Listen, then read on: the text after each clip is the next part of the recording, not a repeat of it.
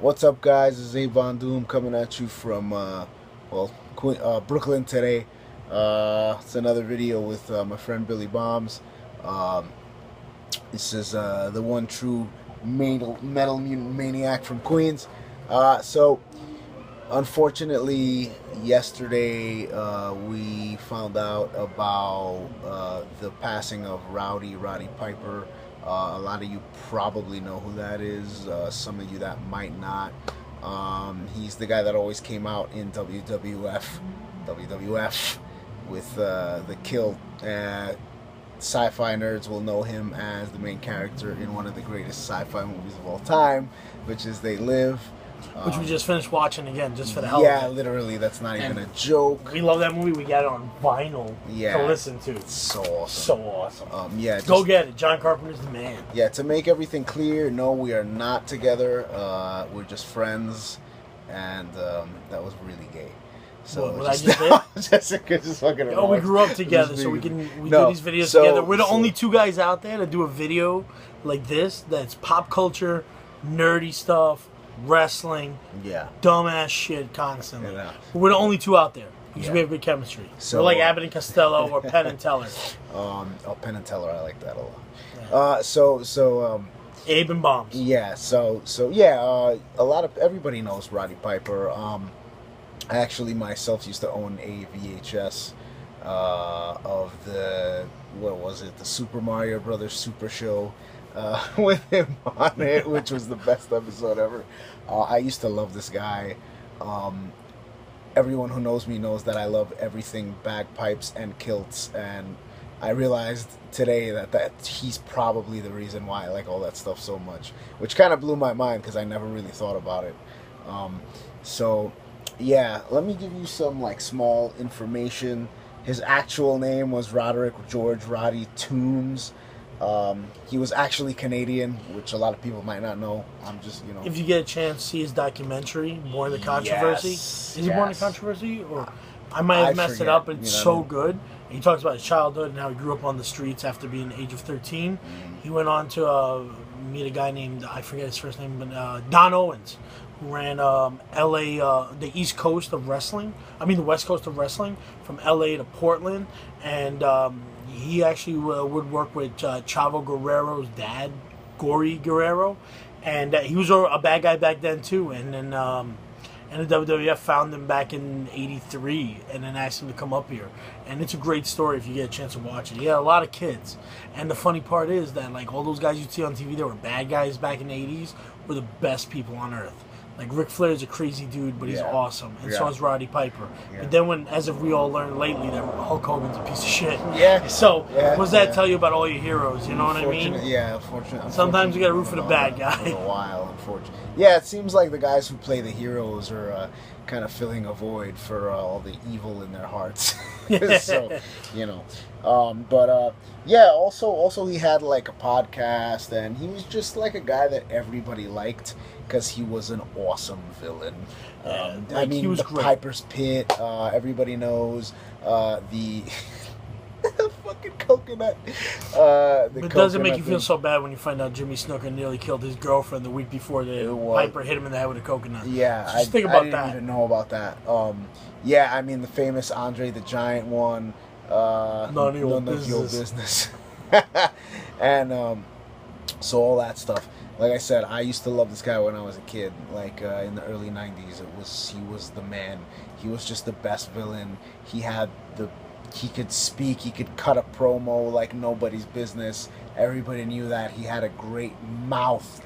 He was fucking great at being an asshole, and that's what made him great.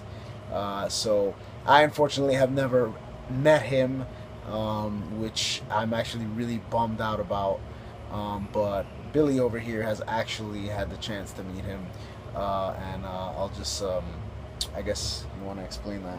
Yeah, I'll tell you the story. How it was, and It was really, really cool because it was at something called Big Apple Con here in New York. This is before Wizard World bought them, and before New York Comic Con got started, which is still cool. But I miss Big Apple Comic Con because it was really for nerds.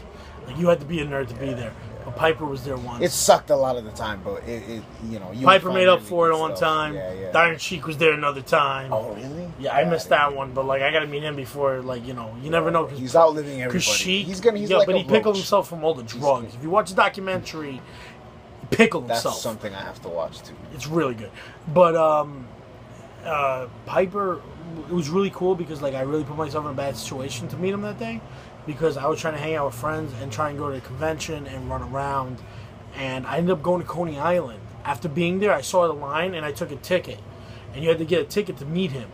And like I really screwed up because I left for Coney Island. I was like, oh, screw this. But I had such a bad time, luckily, that I was like, oh, I'm going back to Manhattan. I took the N train to Express back. And then I got online, I was like, oh, can I still meet Piper? And they're like, oh no, he's leaving. And I was like, oh, that sucks, man. What am I going to do? But it would turn out to be, I think, his son, who's actually named Colt Toombs, who's a fighter now, for like an MMA fighter. And he was like, oh, you can meet him. You'll be the last guy, but like, you know, like, don't say nothing. Just get online. So I was, and Piper was so nice because he was standing at this point because earlier on he was sitting and meeting everybody. He was standing. He was like, oh, and when I went up there, he was like, oh, you're the last guy, the cream of the crop, you know, like awesome. Joking. And he was like, come on, brother, let's take a photo, like. And he was like, make sure you put your fist really high up in there. And I actually have a photo somewhere. If you go on my Instagram, on Billy Bombs, you'll see it. I posted it. It's a heartbreaking photo. I don't have no Billy Bombs on Instagram. At Billy Bombs, yeah. Billy Bombs on Instagram. I'm only one guy on there, except for a guy in Germany, but he has an underscore. Wait, get the I'm the only one. Yeah. And like I feel bad. He tags up Billy Bombs, and I come up. That's kind of funny. Like you know, but Billy Bombs, Billy, not the fat chick who does porn. And I'm not that fat. I actually completely missed that reference. I don't know. Whatever. You're lucky. Not the dudes, but everybody else is lucky if you don't know it. But if you check it, like, it's a cool photo, and he was so nice. Like, it was like I expected him to be kind of snotty and an asshole, like most people I meet at Big Apple Comic Con or at New York Comic Con or any of those people that think that like this shit don't stink.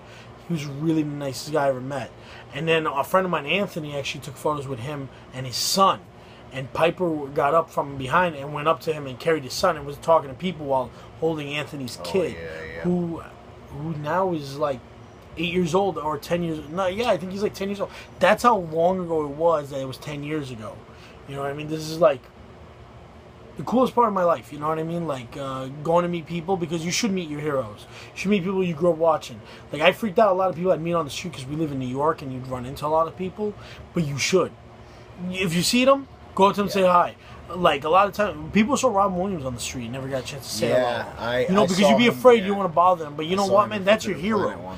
You should let him know, because I've been through hell and I watch a lot of movies, or I'd watch wrestling and get out of a lot of stuff. I remember when his DVD came out, Piper, and I was really into it because it was awesome. You know what I mean? Like, because I learned about a guy who went through it. He reminded me of my dad a lot, like all the shit he went through.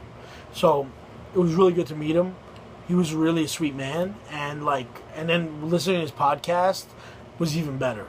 If you get a chance to download all the episodes, because you know, it's you're never gonna get another chance to hear anything about him. You should listen to what he did, because all his independent stuff is brilliant. And even if it sounds like a bad guess, check it out, because he's really a good guy. I'm trying to think, like, what do you remember the most?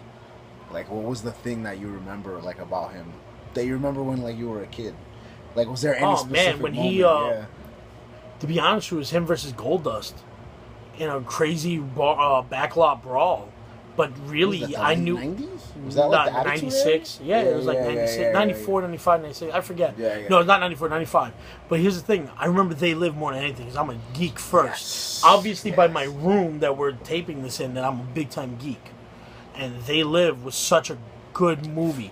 The fact, if you get a chance to download Piper's podcast with him and John Carpenter, and they talk about that movie being... does he have it? It's really good. It's on there. Cool. I'll show it to you. That's really cool. I'll play it for you. And he says that, and they both say that They Live is more of a documentary than it is a sci-fi movie. Yeah, that's because cool. Everything is the same for us. Yeah. Except with the aliens part. But think about it. Think about it. All the aspects they talk about. It's like we were talking about earlier, where I was like, that movie is still as relevant today as it was 20, 30, whatever, 35 years ago or so when it came out. I don't know. It was 86 or something? Or 88, no, 89 or something. Something like that. But it doesn't matter. It was a really good movie. It's a good period piece, but at the same time, you're like, this is pretty much accurate now. Yeah, totally.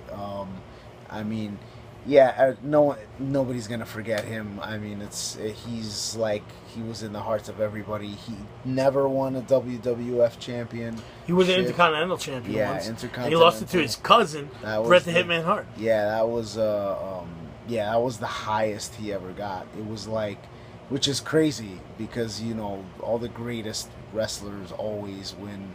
They're a champion at some point, but the highest he ever got was Intercontinental. But everyone still loved him, which was a testament to how great he was as a performer. He was awesome. Well, we're gonna wrap this up with this one thing that I would like to show you guys that I found about 2 weeks ago with Abe. We were doing thrift hunting and like looking around at like flea markets. That I actually found, and I forgot I found this. Just hit me while we're talking. So let me take this to you. And it's a Rowdy Piper. Oh, yeah, the pin. Button. Like, he was like such a great guy. Shit, now I wish I would have gotten that. Oh, and if you get a chance to check out the daily poster we got in our apartment. Nerds for life, guys. Always. Alright, so that about wraps it up.